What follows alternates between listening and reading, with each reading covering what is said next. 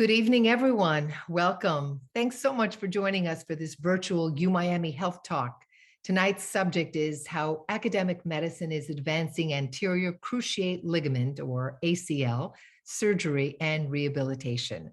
I'm health journalist Ileana Bravo. I'm going to be your moderator for this evening's talk presented by the University of Miami Sports Medicine Institute, which is part of UHealth. We thank you so much on this stormy night in South Florida for taking the time to be with us. And we hope your connectivity and your power stays on through all of it. So bear with us tonight because it's a great program. Now, the University of Miami Sports Medicine Institute's vision is to empower you to heal, achieve, and excel in your athletic performance. It could be from professional athletes, weekend warriors, and everyone in between, because you can count on our specialized sports medicine team to power your athletic performance. Now, as part of an academic-based health system, our physicians are leaders in research on sports-related injuries, causes of injury, and innovative treatments for your condition. This research has led to advances in injury prevention, improved training, and performance. And our experts are also committed to accurately diagnose and customize treatment plans that will get you back in the game as safely, effectively, and quickly as possible. Now, we invite you to learn more about the University of Miami Sports Medicine Institute. As you're watching tonight and listening for us tonight, you can visit uhealthsports.com. And to make an appointment afterwards, after you listen to our experts and get all the information you need, please call 305-689-5555. Now, tonight we're going to hear from orthopedic surgeon Dr. Michael Baraga speaking on the distinct advantages paid by academic medicine in the treatment of one of the most common sports-related injuries. We all hear about it, the anterior cruciate ligament, or ACL tears. Dr. Baraga will also discuss factors that diminish the risk of repeat injury, and younger athletes historically face higher risk. Then orthopedic clinical specialist and doctor of physical therapy, Noris Perez, will address how academic medicine is advancing the rehabilitation of ACL tears post-surgery to return athletes again to sport safely and efficiently. At the end of their presentations, you're going to have a chance with their Q&A session to ask our experts, and anything you want is on the table. Some of you have already submitted questions in advance. If you haven't done so yet, you've got plenty of time throughout the session. Use the anonymous Q&A feature at the bottom of your Zoom screen, depending on your laptop or computer. Locate it now, and you see where it is. That's where you'll enter your questions, and we'll prepare them for our experts. All right, so now it's my pleasure to introduce our first speaker for tonight, Dr. Michael Baraga, a board-certified orthopedic surgeon and sports medicine specialist at the University of Miami Sports Medicine Institute. Dr. Baraga specializes in complex knee reconstructive surgery, and he serves as team physician for the University of Miami men's and women's basketball teams, women's soccer team, and is the head team physician for the Miami Marlins. Without further ado, let's welcome Dr. Baraga. Take it away. Maybe unmute if you are muted, Dr. Baraga.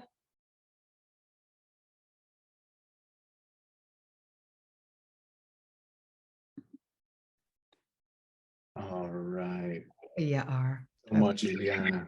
My pleasure. It wouldn't be a regular Zoom meeting if we didn't have a little bit of technical issues starting the presentation. Indeed. So it's my pleasure to be here tonight. Thank you, everyone, for being here and joining us on this stormy night. My name is Mike Baraga. I'm one of the sports medicine specialists here at the University of Miami Sports Medicine Institute.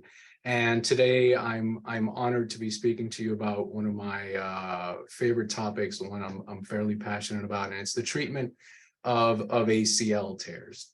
It's something that we focus a lot of our energy on in terms of treating our patients here at the University of Miami Sports Medicine Institute. And for me personally, as an ACL injury patient, couple times already, it's something that I've dedicated a lot of energy to.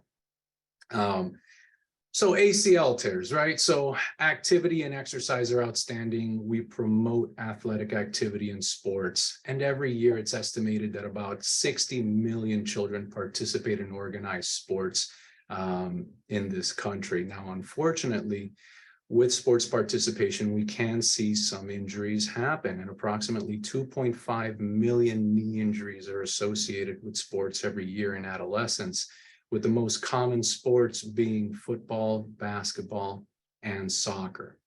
That number increases significantly if you count weekend warriors like myself and some of my friends, but 2.5 million alone just in that population. And of those knee injuries that we see, ACL tears are probably of the most dreaded injuries since they usually involve a surgery and a prolonged recovery course. So what is the ACL? If you're fortunate to not have had the experience firsthand, the ACL is one of the 4 main ligaments in the knee that helps stabilize it. Now, the ACL specifically is what provides stability to our knee to allow us to perform high-speed cutting and pivoting activities that we do in these sports. But while not everyone that tears their ACL needs surgery, a lot of us that do wish to maintain an active lifestyle end up having to choose between changing our lifestyle to suit our knee or changing our knee to suit our lifestyle. And that's where that surgery may come in handy. So what do we do with an ACL surgery? Now, the majority of the time, patients that undergo an ACL surgery, they have the surgery to replace the torn tissue, or what we call a reconstruction. And when we rebuild that torn ACL, what we do is we replace it with tissue, either from the patient's own same knee, or we can use donor or cadaver tissue. And in either scenario, we're undergoing a process of months-long rehabilitation in order to return to the desired activity level down the road. But while surgery can be successful to stabilize a patient's knee, it's still not perfect at preventing a re-injury, with some patient populations experiencing risks of re-injury as high as 29%. Some of the risk factors for re-injury that we have are modifiable, while some are not. Some of the not modifiable risk factors are age and sex. Female athletes do have twice the risk of an ACL re-injury and twice the risk of an injury than same-aged male counterparts. So that part is significant. Sport of choice technically should be modifiable, but it's one of the things we're usually not really willing to give up, and we're really working hard to get back to.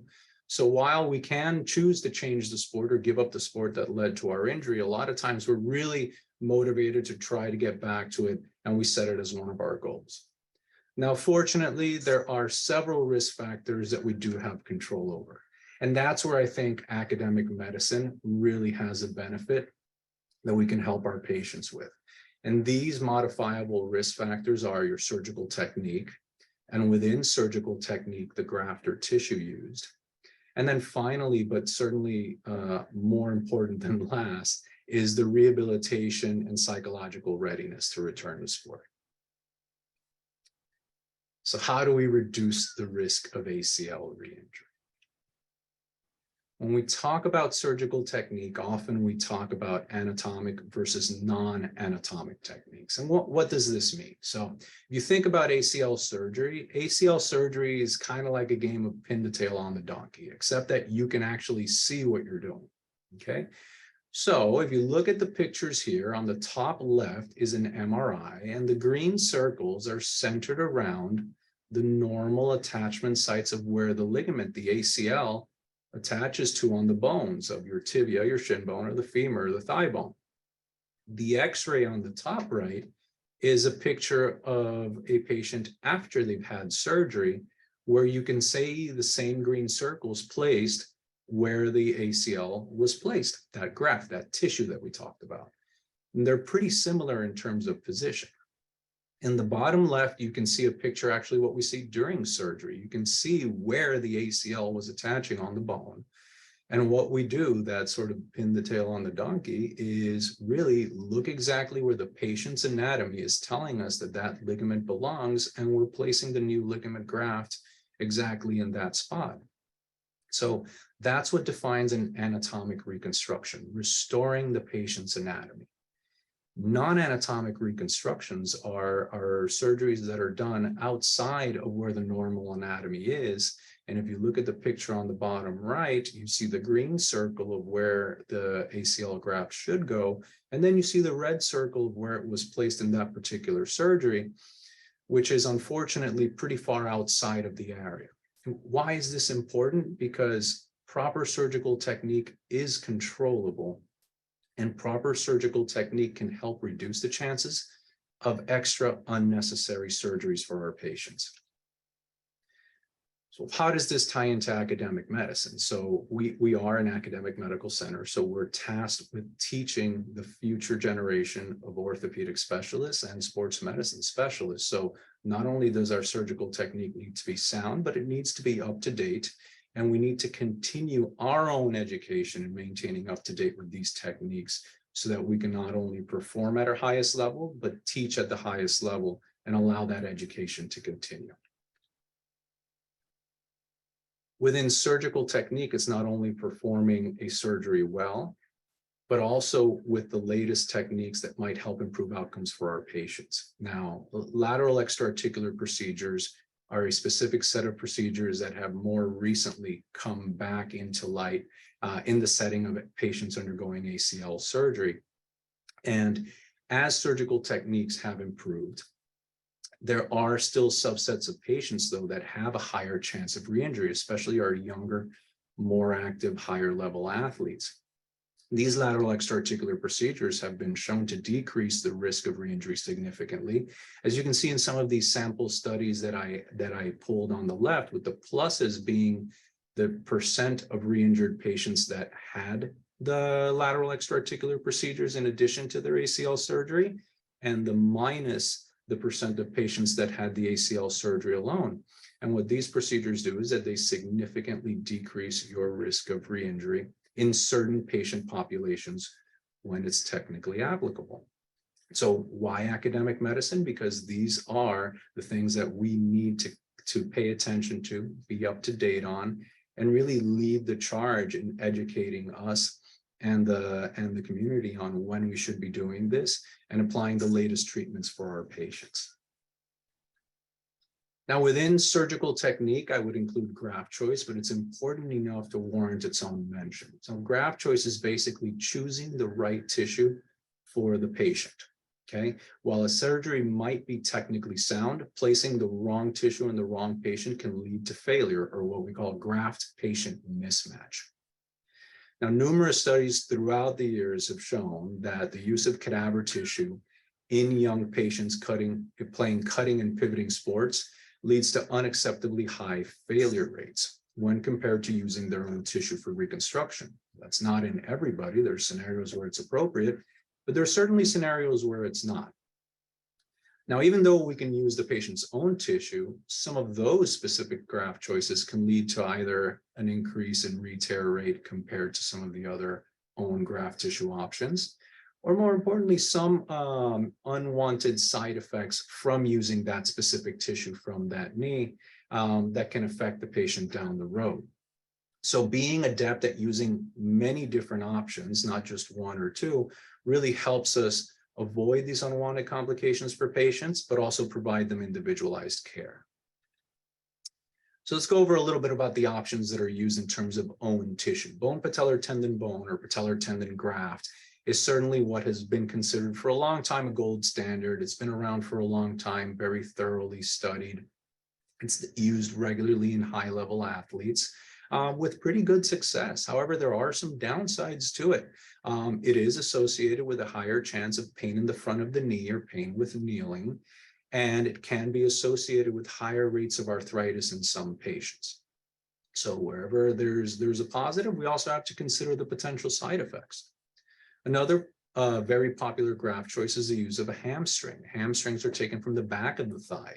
These are also very popular with less potential side effects in the front of the knee. So less pain with kneeling, less anterior knee pain. But in some patient populations, they do carry a higher chance of re-tearing, especially when you end up with a smaller size graft to use for your ACL. And finally, the quadriceps tendon graft. The quadriceps tendon graft has not been around as long as the prior two, but it's certainly been increasing in popularity throughout the years. And at the University of Miami Sports Medicine Institute, we definitely have been pioneering the use of this graft in South Florida and using it regularly in our patients for the last 10 years. This graft provides an alternative, combining the low re-injury rate of the patellar tendon graft with the low side effect profile of the hamstring graft, having less pain in the front of the knee and less pain with kneeling than the patellar tendon graft. But the concept of academic medicine isn't just, performing the latest and greatest surgery. It's also looking at our results, analyzing our results, and publishing our results. So not only through our own clinical practice, but also in collaborations with our colleagues in exercise physiology, we're constantly evaluating and publishing on our outcomes of our patients undergoing these procedures, so we can not only demonstrate our excellent outcomes, but also help perfect our own techniques and continue to improve and provide our patients the best care possible.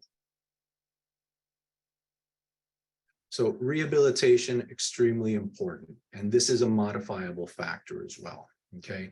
Certainly, I tell all my patients, surgery is the event that you focus on, but the most important part is that physical therapy. It is what is going to restore your function.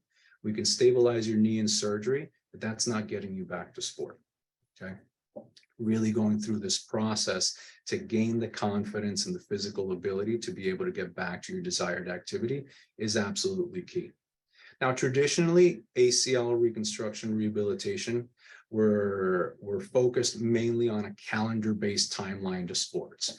Basically, 6 months, go back to sport. Well, what happens is a lot of places that we're doing ACL rehabilitation have been focusing purely on a calendar-based approach.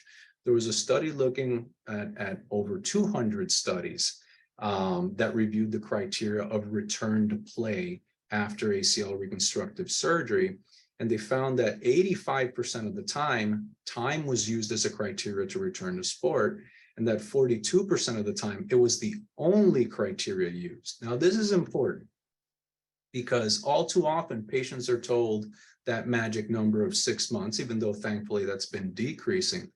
And that's a little scary because there's a study looking at over 4,000 patients that having undergone ACL reconstruction, only less than 20% met the criteria that we typically use when we recommend return to play in terms of their strength of their leg and the symmetry of one leg versus the other. And that's really important because think about it. If you're told basically at 6 months you're returning, it's not whether you're strong versus you're able to complete a certain task or function. It's, hey, when was your surgery date? Hey, what's today's date? Okay, good. You're ready to go. That's not really how we want to do it, and that really doesn't decrease your risk of re-injury. In fact, the Delaware Oslo ACL cohort study, which is what we based our ACL rehabilitation protocol on, did a study looking at risk of re-injury with rehabilitation. They found that there's a 51% decrease in the risk of re-injury for every month that you delay returning to sport up to 9 months. Now, I just told you we don't focus on time, but we focus on this as at least a minimum return to sport. So up to 9 months, the risk decreases, and then after that, it doesn't decrease much more from that standpoint. That doesn't mean you're ready, but that means at least that the majority of the work has been done at least. Now, there's still some things to look at. I'll mention a few, and then we'll get to Noris, who's going to give us all the details on that. So with rehabilitation, there's a certain element that's really important, and that's psychological readiness. So we want physical readiness, but we need psychological readiness. And this has received a lot of attention throughout the past few years. Now, there's validated questionnaires such as the ACL Return to Sport Index that has been very useful to predict at 6 months whether an athlete is going to be able to return at 12 months or not. Okay, now, patient-reported outcome scores such as this allow us to track our patients' progress in real time, and in general, allow us to compare them to other patients with similar problems at similar timeframes. So they're extremely useful to both evaluate our results and help guide our patients as to how their progress is coming along. Now, fortunately, at the University of Miami, we partnered with a platform that allows us to obtain this data from our patients seamlessly through either their smartphones or in our clinic through tablets, and get these patient-reported outcome scores that help us give them more information on their recovery, tailor their recovery and their rehabilitation, and really give them more objective data on a safe return to sport. So what do I want you to really think about and take home from this talk? ACL surgery is often performed and we do a lot of it, but unfortunately, even in the best of cases, re-injury rates can still remain high despite all these best efforts. The benefits that academic medicine affords us is that you're getting the latest techniques that can help optimize the patient's recovery and their ability to return to sport. And in addition, by collecting patients' outcome measures and analyzing these results, we can also further tailor our treatments to provide our patients optimal individualized care. So thank you very much for taking the time to be with us tonight. And Thank you. Looking forward to hearing Noris's portion. Thank you, Dr. Baraga. And so many questions came to mind during your presentation, which I'm assuming that the audience did have questions as well. So I remind all of our participants who are listening in tonight to please use the question and answer feature at the bottom of your Zoom screen to enter your questions. You have a really unique opportunity tonight to have one of our, rock star surgeons and a physical therapist specialist with us tonight that can really answer your questions that you have teed up. So get those ready and get them entered and we'll present them to them. So up next, we're going to introduce Dr. Noris Perez, a board certified orthopedic clinical specialist and assistant professor at the University of Miami. Dr. Perez specializes in all musculoskeletal conditions, especially in the rehabilitation of lower extremity injuries. And she's the physical therapy clinic manager at Lenore Foundation Medical Center. And that works directly with the Sports Medicine Institute. So Dr. Perez, get us ready, get us excited to talk about the possibility of surgery and what comes next. Take it away. Thank you, Ileana. I'm super excited to be here. Thank you, UHealth, for having this great educational space. And thank you to the listeners for spending time with us on this kind of weird night. But first and foremost, I wanted to introduce the Department of Physical Therapy and acknowledge that we have been a longstanding department at the university with over 40 years of academic excellence. We have been ranked 10% of the doctoral programs in the US with advanced practice residencies, including sports and orthopedics, among others, in our very own clinics. And so the goal for the physical therapy department has been to create the state-of-the-art facilities with resources to enable us to progress all levels of post-surgical patients, from weekend warriors, active adults, to very specific sports performance athletes, young athletes. And how do we accomplish this goal? And so we have very, very brilliant clinicians that serve the community with compassion and evidence-based practices. The collaboration we have with Sports Medicine Institute brings up passion and energy towards providing scientific evidence to achieve our purpose in ACL rehab. And so, as Dr. Baraga has mentioned, we are an academic medical center, and as a human movement and systems experts, we understand that an individual athlete, as he mentioned, has a multitude of factors that we have to consider during the rehabilitation process in terms of sports demands that they're needing to meet, potential characteristics, anatomical variation, the ACL graft type that he mentioned, the presence of other injuries, the presence of fear. Maybe there's some kinesiophobia going on. Is this their first injury? Is this their second injury? How will they cope mentally and physically during this complex journey? And so we focus on the whole patient by empowering them through continuous education, evidence-based exercise prescription, and developing specific criteria and goals that they would have to meet in order to perform those correct performance behaviors. And so this will allow for more of a positive coping during exercise stressors and demands, and will produce an active participant and successful sport performance. Dr. Baraga did mention that ACL surgeries are occurring more and more often. And from a rehab standpoint, athletes often feel, since they've lost their inner stability, they usually feel like they've lost a lot of external function and control. And so there's a lot of being in their head kind of sort of thing.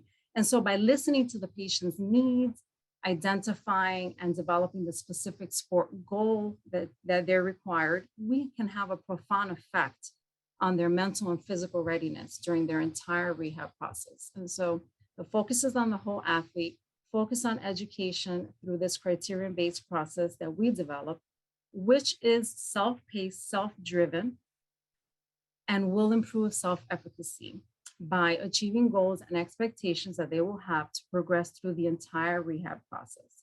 And third, which basically puts everything together, we make sure that we're protecting that surgical site and minimizing risk of re-injury when returning to that sport.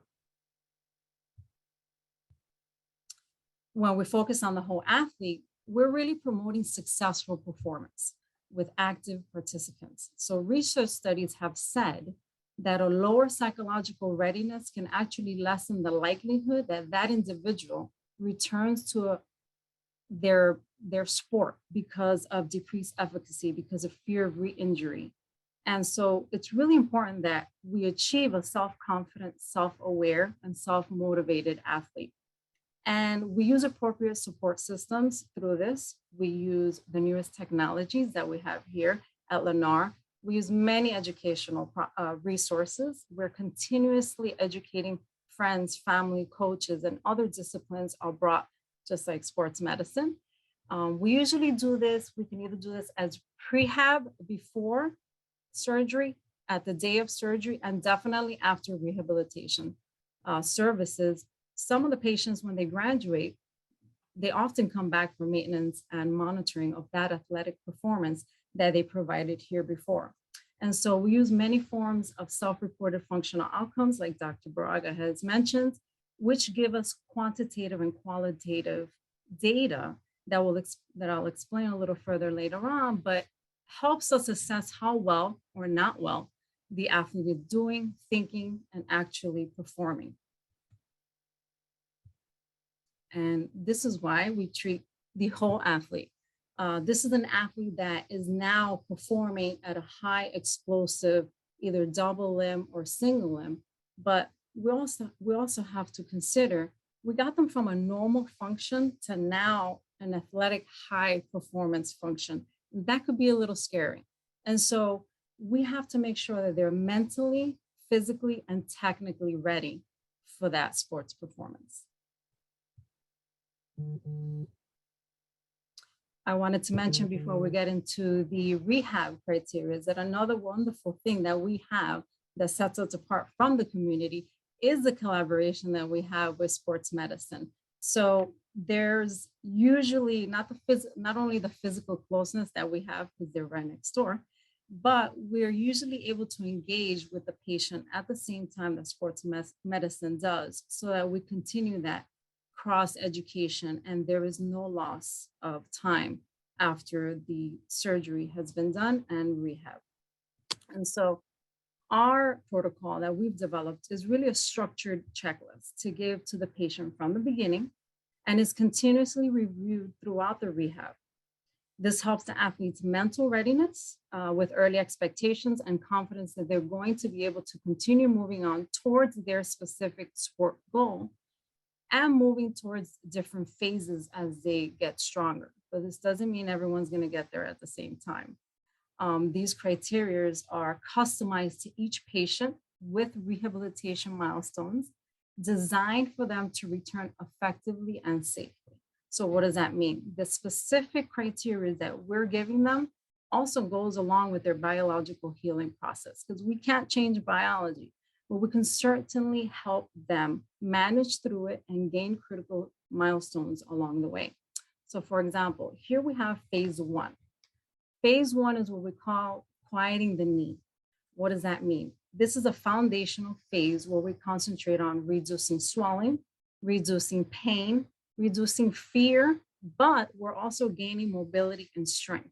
Most importantly, in this foundational phase, it's strengthening of the quadriceps and increasing terminal knee extension to enable us to achieve a stabilized knee to prepare them for gait training or a gait function, which is phase two. Now, once they've met those small milestones and criteria in phase one, which is our foundational phase, Phase 2 is more of a restoration of the normal function of the knee, restoration of walking and daily function. Keep in mind, there is swelling along the way as we continue to load that knee. And so if your knee continues to remain swollen, it can cause an array of problems, both physically and psychologically. Swelling decreases the amount of mobility that you will be able to have, causes pain during that available movement, and in turn can change your mechanics and cause bad compensatory habits. So sometimes, and it depends on the athlete and it depends on the sport, the loading phase causes some swelling, but we're there educating the patient on how to manage this. Some athletes stay here a little longer. Some athletes actually reach phases a lot faster than others. And so 1 and 2 are super crucial. They're super foundational to set you up for success for the higher phases. Phase 3 and 4 is you really get to strong phase, your jogging, your running phase, your impact phases respectfully. And so this is where you're trying to get now really, really super strong, some explosive power, some endurance, neuromuscular control, dynamic balance, so that you can be ready to enter phase 4, which is even more explosive and kind of gets you training towards phase 5, which is your really sport specific activities. And so all these phases, once you enter the last one, will allow the patient to reach an optimal limb symmetry index. So when you have your battery of tests, which is usually towards the end of rehab, it will optimize your number as to clear you, and I'll talk a little bit more about that, is to clear you through the battery of tests for your sport. So let's look at some enabling technologies that we have at our clinic. And here in the far right, we have a multitude of wonderful machines and tools that we use, such as Olympic weight racks and squat racks, VersaClimbers, so everything you could possibly find at a CrossFit or performance gym, we have in a clinic, which is pretty amazing. We understand the complexities and demands of sports performance, which requires more than normal attention, more than your average weight set, correct? So our state-of-the-art facility enables patients to use those newest technologies, which are often costly, but super, super helpful in sports performance.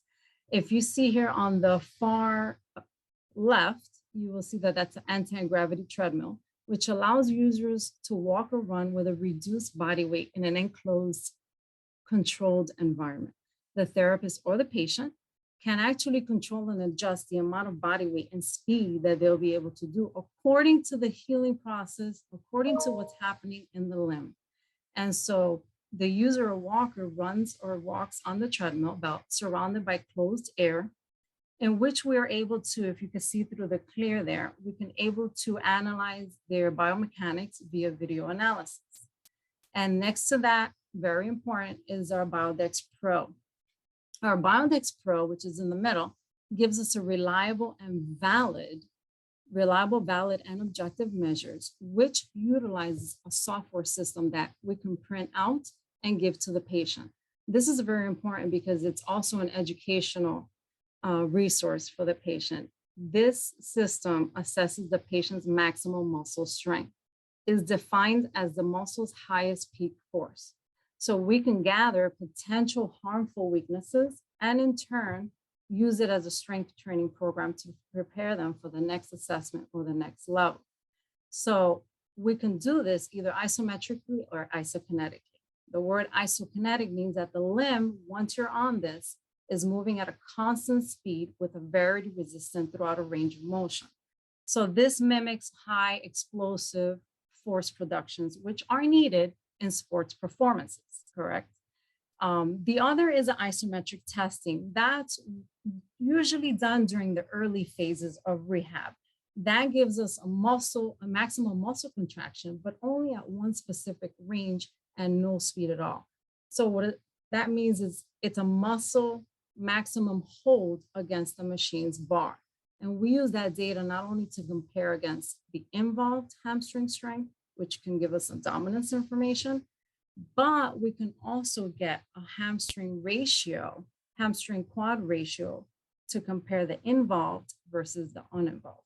And that's called a limb symmetry index. Why is that important? Researchers have said that greater than 90% would be the cutoff to enable athletes to return to sport. So you want to get really, really close to the opposite limb. However, we cannot hang our hats only on this strength data because it may be an overestimation of function. We need to also look at the performance criteria. How well are they doing everything else? Using one test in isolation will not clear a patient because of possible weaknesses of the uninvolved, which can also be occurring. So what do? Here we go. So we use a battery of tests that are designed to give us an insight as to what's really happening with the patient. How are they moving? How well are they moving? What are the compensations that are occurring? And this information can then better be understood in order to see what the potential is to either a re-injury or are they sacrificing their sports performance. So this is also preventing our athletes to go back to the field while still at risk. And as we see here, we look at range of motion and flexibility. Now, are they moving through the hip, knee, and ankle and the spine as they're doing these activities? What about the flexibility of the muscles? Are they able to carry these high-level functioning movements with flexibility? Power. Are they producing power? Are they producing enough power to perform these high-intensity plyometric movements? And this we test with various functional movement screens, such as the Y balance, single leg squat test, the hop testing series, and many other things. Strength, we went over the Biodex Pro. Agility and cutting, which is super important. It's basically changing direction quickly and gracefully through that high-level performance. Neuromuscular control. Basically, are they able to dynamically stabilize that joint during a high-level activity, which is really what athletes do. And lastly, but definitely not least, as Dr. Baraga has mentioned, their psychological readiness. And so this is, the RSI is a unidimensional 12-item scale, and it measures, like he said, responses to be believed associated with the resumption of sports following an injury. Do they believe that they not only have sufficient strength, but the mental capacity to, for example, attenuate ground reaction force, initiate dynamic movements, cutting, agility to achieve that high level of performance? Usually, if they believe this is true, that they're most likely going to perform this way. And so our overall goal with this is to perform a battery of assessments throughout the entire rehabilitation process with very specific milestones and criteria that everyone will be able to meet. And then towards the later phases, perform this return to sport series so that they can safely return while still protecting the surgical site. And this also enables us to have a more clinical decision-making with sports medicine as to the readiness of their return to sport. And I have a great example of some assessments that we do in the HOP series. And as you could tell, it's explosive, high energy. You have to be able to have dynamic balance, neuromuscular control in order to stick that landing. And here is another one. Nice. Thank you. Thank you for listening. Thank you, Dr. Perez. Thank you. And I venture to say that as we were all listening and watching this, most of us are not elite athletes. And it's made very obvious by seeing those things. So I think, and as we await more questions to be sent in by the audience, we could probably lose this presentation now so we can start our Q&A and, really get to the nitty gritty of it. Is at what point does the average person, the weekend athlete, or just all of us, right, realize that maybe it is time to consider surgery? What is the criteria? And both of you weigh in, because so many of us are told go to physical therapy first before surgery. So is it instability of my knee? Is it deformity of my knee? Is it extreme pain that is affecting my quality of life? Let's start with Dr. Baraga and back end into Dr. Perez. I mean, so it's a great question. So every injury is different. Every patient is different. Every circumstance is different. We don't operate on every patient that walks in through the door with an ACL injury. We counsel them and guide them. I literally just had this conversation with one of my last patients about an hour ago. There's also a sort of predictive element to this, right? High-level soccer player, injury.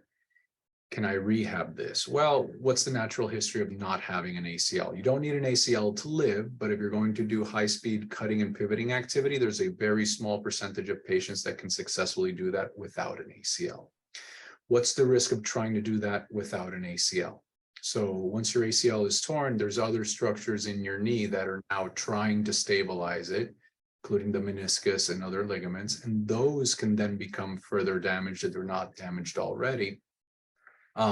Whenever you have these pivoting events. So it's playing some of the odds and realizing that exposure in sport is risk. If your ACL is torn and you're trying to play a cutting and pivoting sport, or you're having frequent instability events and you're a weekend warrior, then to avoid further damage, surgery might be the best option for you. Is there something wrong with waiting too long to have surgery? In other words, I've had this injury for 3 years, 4 years, whatever. I manage it, I deal with it, but I don't want to cut. Can you wait too long?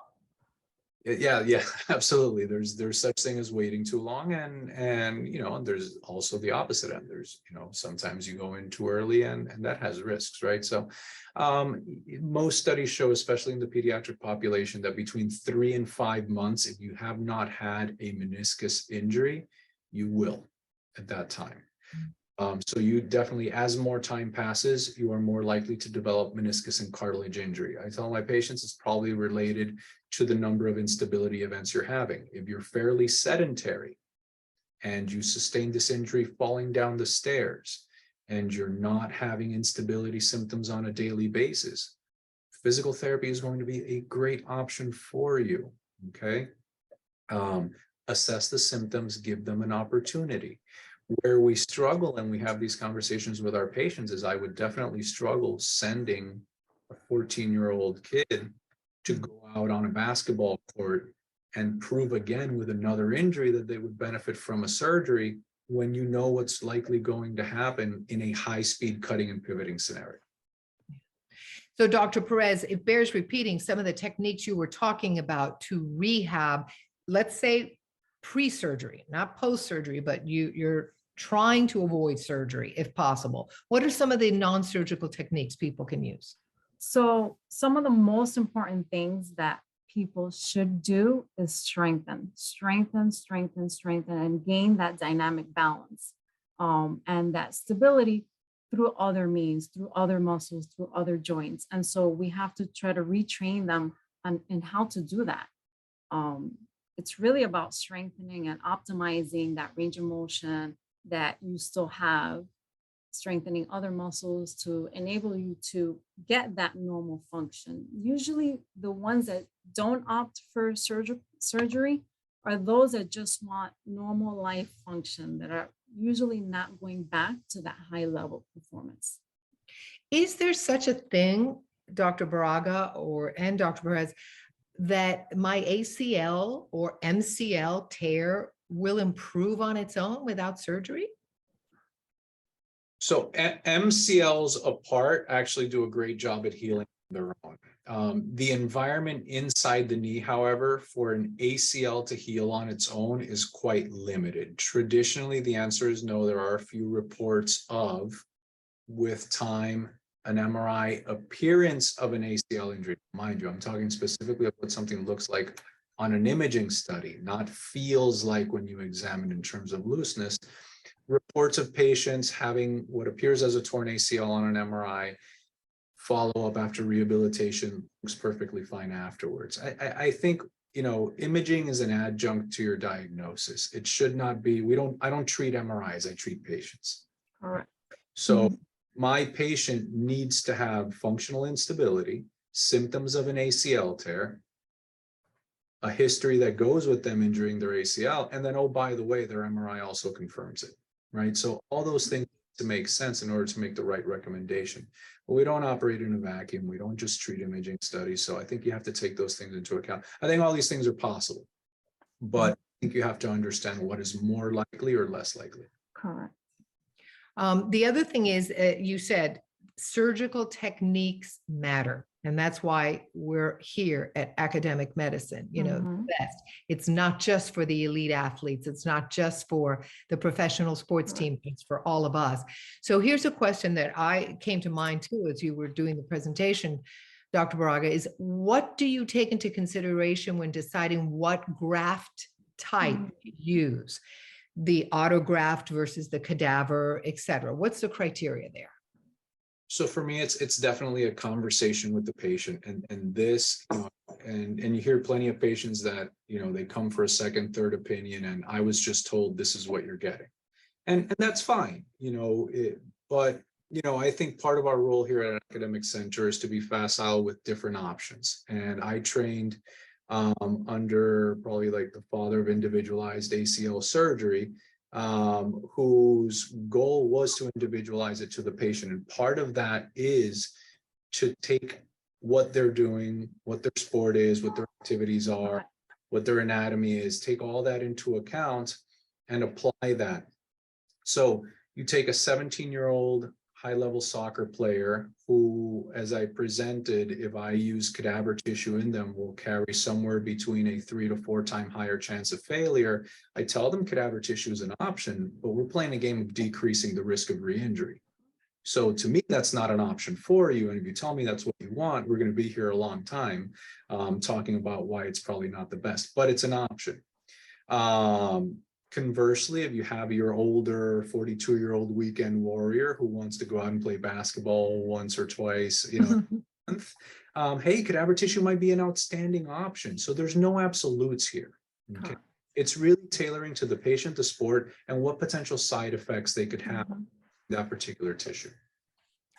Here's one that, you know, many in the audience are probably going to relate to in this similar age group. This is a 69-year-old woman who says, when is knee replacement recommended after having ACL surgery? This is what freaks us all out. So you have the first little thing, and then does that mean that I'm more predisposed down the line for the full knee? So I get that question a lot. So depends on what study you look at. 60 to 80% of patients that have an ACL injury, whether you have surgery or not, can develop some degree of radiographic arthritis. That means if you get an X-ray on your ACL injured knee, whether you had surgery or not, 10, 20 years down the road, and an X-ray of your non-injured knee, you're more likely to have arthritis in the knee that you injured. Arthritis on your X-ray does not mean symptoms, and it does automatically mean you need a knee replacement. Okay, you can have almost every week I see somebody that might be worn out bone on one side, and they're here for their other knee that hurts them, not that one. Treat patients, not X-rays. You can have an arthritis. If you are having symptoms, then that's a discussion between you and a joint replacement surgeon that guides you along the different non-surgical methods up to the surgical methods of joint replacement. But the time is really based on the patient. But what you did say then that caught my attention and was another question is, chances are you will develop arthritis later on simply because of that tear. You're at a higher risk.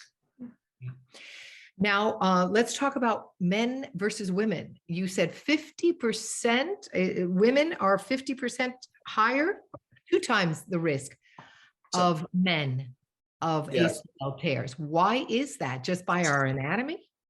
So 2 to 8 times the risk of having an injury and twice the risk of a re-injury. So it's significant. There's factors that go in there. There's and I know Noris can speak to some of the strength measures and Please. is there, but it's certainly present, and that's Correct. we need to consider in our athletes. So Dr. Perez, tell us what you do for us women to help prevent, strengthen, stay strong.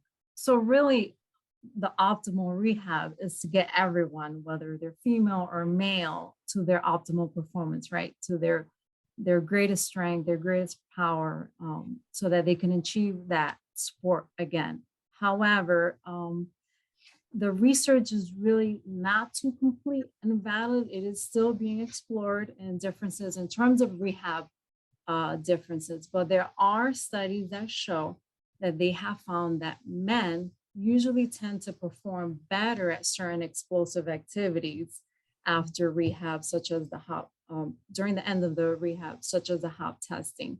There are some studies that also report that women have increased quad deficits more than men. Usually at the end of rehab, that kind of equalizes a little bit amongst their sexes, but there is a big difference among the men and the women. Here's another question. I know that with either ACL or MCL or any of these, the knees or the leg starts getting deformed if you let it go too long. Is that not the case without surgical intervention? And if so, does it return to normal afterwards? So deformity after an old injury can be due to either ligament insufficiency if it's like the MCL, or the ligaments on the outside of the knee. So more on the inside or the outside, where the knee can gradually go deviating. Mm-hmm. This is another component there where the knee can go collapsing on one side, and then that creates so it looks like a little bit of an angle, right?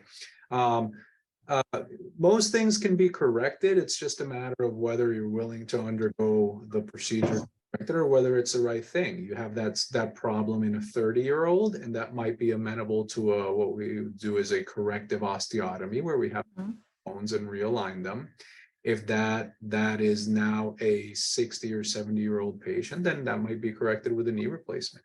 So there's always options. It's just whether the symptoms are there and we're willing to undergo the long course of treatment. Have we really come forward to the future in the 21st century with the techniques available to us, non-surgical and surgical, that we're lucky to be in this era? Can you both talk about that and the excitement that you feel here at this Academic Center of Excellence? Go ahead. I was gonna, can you rephrase, say the question again? Yeah, basically just the fact that we've come this far, that we're talking about things like this, that they're quick to, I mean, nothing is quick to repair, but that they're repairable and that the outcomes are so good. We're in the 21st century. The techniques and the things that you have at your disposal now to make us, the patient, better have to be exciting. Yeah, so we're definitely blessed at with the newest technologies and all the tools and toys that we have to enable the patients to perform so well. The brilliant clinicians that we have as well, they're very passionate in what they do, and their priority is to get that patient, I mean, it doesn't even have to be a sports patient, but get that patient to having a normal life again. And so again, with the collaboration of sports medicine, we're always tweaking and finding different research to combine the two, the sports medicine and rehab, to make our decisions even better, right, than they were last year, the year before. And so I like the fact, well, I'm actually blessed, again, the fact that we have that collaboration with sports medicine and that we can have that communication. There's a constant communication, constant checkup, constant updating with them as to the latest technologies, the latest tools, the latest evidence-based practices that we have in physical therapy as well in rehab. So all this together, that's what makes us top of the tier. Yeah. It's an exciting era. And Dr. Baraga, I mean, I sometimes look at the elite athletes on the field and the NFL, and I'm like, are we going to get to the point where we're going to have bionic athletes with all sorts of, knees and shoulders and so forth. Yeah. So, I mean, so You part never know. is the benefit of design, right? So Noris is down the hall from where our office is and where I see patients. So, and the entire physical therapy department, that's the design here at the Sports Medicine Institute. Mhm, I can go in and we have these chats and we're constantly mhm. seeing this in these patients. I'm noticing this, or what do you think about this? I mean, Correct. this pattern. So that constant collaboration and feedback then brings back ideas. So this is where I Mhm. give a shout out to our collaborating partners in exercise, Dr. Signorelli and Dr. Letter, who works here with us as well, who with that collaboration, we've done Yep. some pretty exciting research, just wrapping up another manuscript now, really looking at really fine details of our patients undergoing these ACL procedures, really looking at how we can continue to improve what we're doing, not just be complacent with what we've done and that our outcomes, our patients are doing well. It's how can we continue to improve? Failure rates are zero. I don't care how good the surgery is. I can be confident in my abilities. I can't promise anybody 0%, but I can promise that Correct. looking at the best available possibilities to decrease that number as much as possible. Yeah, no doubt. Nothing's perfect. And just real quick, we're running out of time, but this is a good question. This is from a young woman, 38 years old, who says she's concerned about not having surgery, though apparently she has an ACL injury, and later becoming pregnant. So I guess she's got two, things going on here. She's active, she does rehab, the whole bit, but tore that ACL. So wow, what do you say to someone like that? I've had that patient before. I mean, Ah. so these are scenarios that happen, right? This is why I say Correct. you have to individualize your care to the patient and their circumstance, right? This isn't, we're not treating imaging studies. So these are important scenarios to consider. We're not really here, we don't know all the details. I don't want to necessarily give medical advice, but the reality is there are certain options that you can do. Say if you were pregnant and couldn't undergo surgery, or are afraid that if you are going to be in the near future that you wouldn't be able to undergo the anesthesia or the surgery. So there's bracing options and certainly try to avoid cutting and pivoting activities, trying to minimize the progression of injury. But yeah, there is a risk that with increasing, with any increase in weight, there could be more stress, but I think it's going to be more activity related, and certainly something that could potentially be mitigated with a brace use until a good time comes, that if the symptoms are there and the desire is there, you could have a surgery to correct the problem. Yeah. And she's already in the driver's seat. She's already starting rehab. So exactly. So that's already a step in the right direction. So exactly. I really think in conclusion tonight, before we say goodbye, that the one thing that the take home message you two want to leave with our audience is that doesn't mean that we want you to stop doing your sports and the things you love. And is it golf, or is it Pilates or tennis or whatever it is in our age groups? Stay active, but be careful. It's easy to tell somebody, the solution is stop what you're doing, right? That's not what sports medicine is. Sports medicine is, all right, how do I keep you active while we manage this situation? And that's our goal here. Yeah. Safely and effectively. Definitely. Well, we cannot thank you both enough for the generosity of your time. Our two experts tonight, Dr. Baraga, Dr. Perez, you were great. And I'm sure that the audience has a lot of take-home messages for that. And of course, we at the University of Miami Sports Medicine Institute and Health want to thank you for your participation. Please don't forget to visit uhealthsports.com. All the info's on your screen. You can get more information there. You want to reach out to our physicians, make an appointment. It's 305-243-6090. Complete the survey at the end. That way you'll give us some feedback, give us some other topics. But thank you, Dr. Baraga, Dr. Perez. Please stay safe and dry. Thanks so much. Good night, everyone. Have a great night. Have a good night. Thank you. Good night. Thank you all for joining. Stay safe.